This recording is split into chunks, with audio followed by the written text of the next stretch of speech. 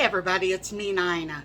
Today I am a busy woman and I got the appropriate shirt on with my crazy chicken earrings my great niece got me. And here is the shirt. Crazy chicken lady. That's me. So let me show you what I've already been doing. Probably can't see too well, but I've got 9 of those mini loaves of the butterscotch zucchini bread going. I've got 9 more loaves gonna go into the oven when the other ones are done. And now I'm getting ready to start on probably one of my very favorite meals is that squash meal. I don't even know the name of it. I found a recipe probably a year or 2 ago, and it uses butternut squash, and I absolutely fell in love with it. I kind of do my own little thing, adding different things to it to make it the way that we like it, and I thought, why not? I'll go ahead and share that again with you guys. I think I'm just going to start calling it, Nina's squash meal? No. What would be a good name? I don't know. We'll think of something. Ground beef, which is what I'm doing. Or you can use turkey or anything that you want. So let's get this in here and get this browned. I'm going to go ahead and salt this because with it having all of the butternut squash and everything, it does seem like it takes a little bit of extra salt. Now, according to the size of your butternut squash, you're going to need either 1 or 2. So I'll get this cut up and decide if I want to add more or not, because I've got like 4 more over on the counter. You can use also fresh tomatoes or 2 cans of chunky tomatoes. So of course I'm going to use up some of these. To the hamburger, I'm going to go ahead and add in, I've got the organic mint. I'm going to use the rest of that because you're supposed to have a handful of the chopped mint, and of course you're going to have a lot more of it being fresh, but I don't have any, so this will probably work out good. It's not quite as much as it looks, so I'll see as I start putting it in there.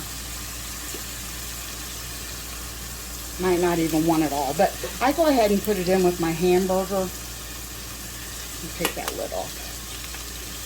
And that way it's going to get the taste really good in there. I think that's enough. And I got enough to make another one of these.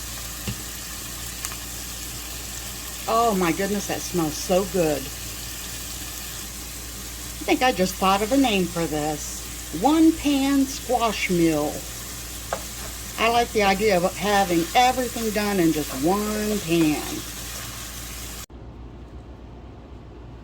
Now last year, I think it was, might have been the year before, I had a squash that we did not know what kind it was, had never seen it before, and found out that when we bought our plants from the Amish, they had, we had just picked out what they were labeled as, and it was labeled as a butternut squash, but when they grew into what I looked up and found was a kusa, I think it was pronounced.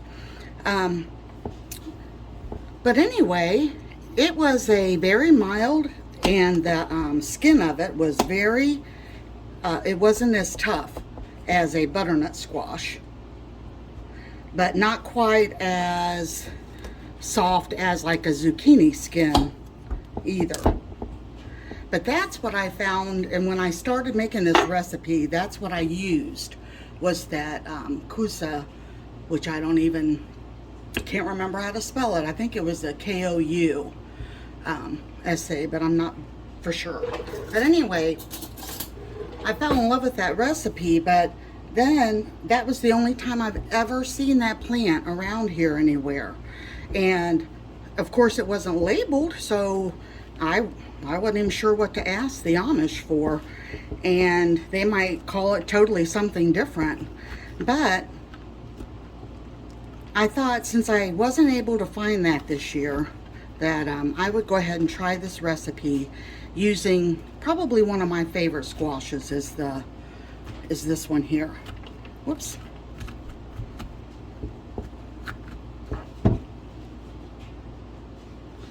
So yeah, so what we're going to do is just clean out the seeds from the butternut squash, and then I'll get this cut up and be right back. Alright, I think I'm going to have to get my ring light back out now that summer is coming to an end, and it seems like the sun is not as bright in the kitchen. So but I wanted to share with you guys, you have to peel the skin off of the butternut squash because it's too hard, and you want this to cook in a good time, not to be cooking all day long. But I'll try to remember to insert a picture of that squash that I had bought and accidentally was labeled butternut, and I'll put the spelling in the squash in case you're ever out and see it. You'll know that you can use that in this recipe without peeling the skin off of it. But as for butternut, I've got this all peeled. I'm going to finish chopping this up in about 1 to 2 inch size cubes. Alrighty, I'm going to go ahead and put this in with the hamburger. Going to add a little bit of water and cover it up and let that start cooking while I'm getting the tomatoes chopped up. Cut my finger pushing too hard on the back of that knife. So I don't want to add any coloring to my food. So I'll put me a Band-Aid on. I'm going to go ahead and add a little bit more salt. I know that seems like a lot, but we're going to have rice and everything in here.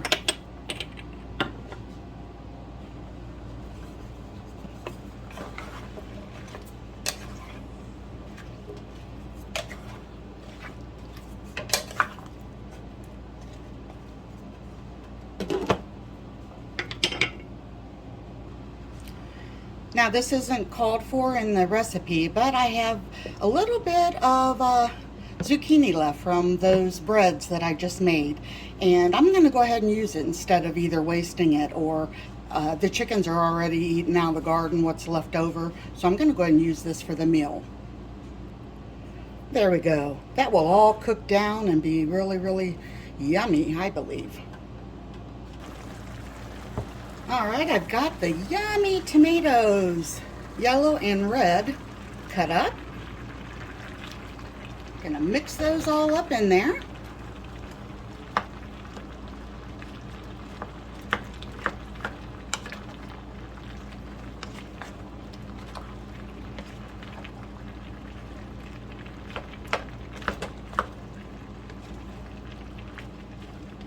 Oh, you guys, if you had smell-o-vision, you'd be making this right now. It smells so, so good. Busy. These got done and I just put the second load into the oven. Now also, that recipe does not call for onion, but I have these candy onions that we bought from the Amish last week.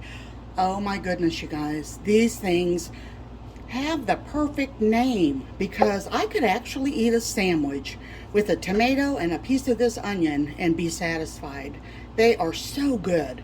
So yeah, we got Mom and Chummy, and then I bought us 3. So I'm going to use some of that in this meal. Okay, I've got the onions and everything in here. I'm going to start adding the rice. I use jasmine rice, but I don't think it would matter, whatever you want. It says 3 handfuls. I'm just going to do 3 big spoons and hope that will be enough. Now the liquid should cover the veggies. I had put about probably 1 full cup of water in when I first put the squash, but as you can see, they're all cooking down, adding their own moisture. So what I'm going to do is I'm going to cover this up, let it cook for a while, and probably put it on about medium heat and let it cook for a while, and then I'll bring you guys back, and then we can take the cover off at that time, and then we'll let it, some of the water evaporate out of there. I decided to go ahead and add the rest of that mint that I had. You can see it on top there.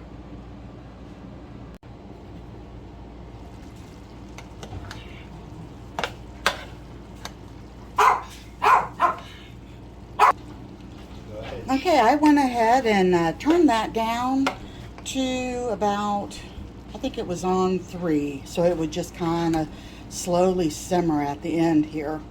I had put down that it takes about 45 minutes, but that must have been when I was using that kusa, because with the butternut, it did not take that long. It's only been about 25 minutes. So you can serve this.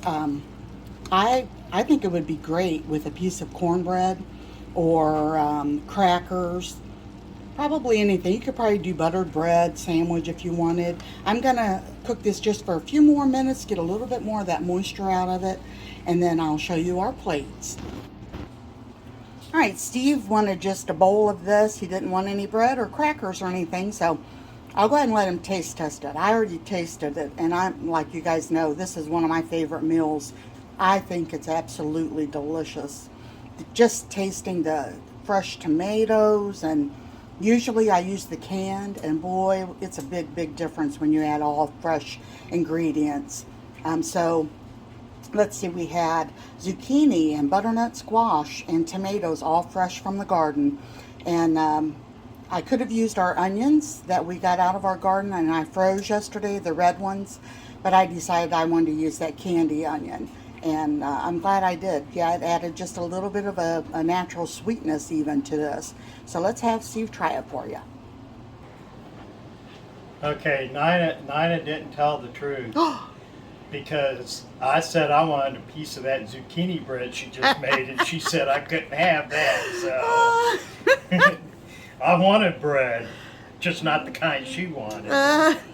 That's hot. Yeah, it's hot. Blow it off. That's real hot. That's good. Steven, you like it? Yeah. I love it. I'm glad you like it, honey.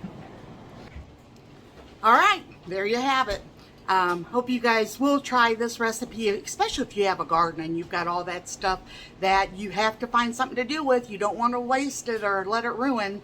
And I've got so much left. We'll be having this tomorrow too, even though Steve doesn't like leftovers very often. I love leftovers, so I'll be having it for sure tomorrow too. Everyone, thanks so much for watching. God bless you all, and we'll talk to you on the next video. Bye-bye.